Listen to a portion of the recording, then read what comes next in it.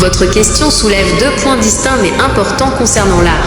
1. Est-ce que la créativité artistique, c'est de l'art?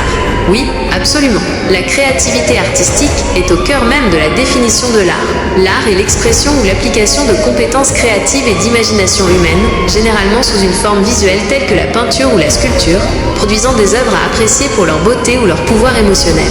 La créativité est le moteur. Sans créativité, il n'y aurait pas d'art nouveau, d'idées originales ou d'interprétation unique du monde. Le processus créatif.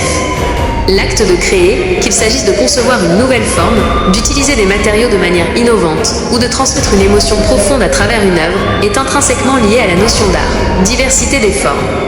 La créativité artistique se manifeste dans une multitude de formes. Peinture, sculpture, musique, danse, littérature, cinéma, design et bien d'autres. Chaque discipline repose sur la capacité de l'artiste à innover et à exprimer sa vision. En résumé, la créativité est la source, le processus et l'essence même de l'art. 2. Est-ce que le vol d'art est illégal? Oui.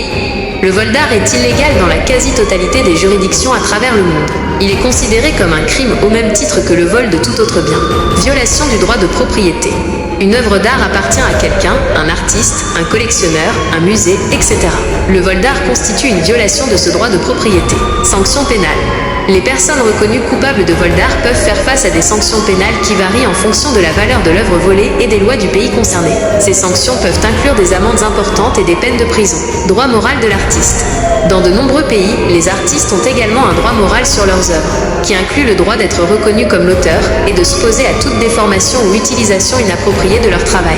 Le vol d'art peut également être considéré comme une atteinte à ce droit moral.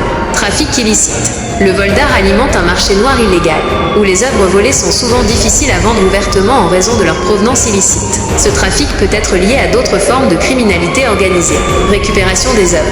Les autorités policières et les organisations spécialisées, comme une Interpol, travaillent activement à la récupération des œuvres d'art volées et à la poursuite des voleurs. En conclusion, le vol d'art est une activité criminelle sérieuse, avec des conséquences légales importantes. Il porte atteinte aux droits des propriétaires légitimes et au patrimoine culturel.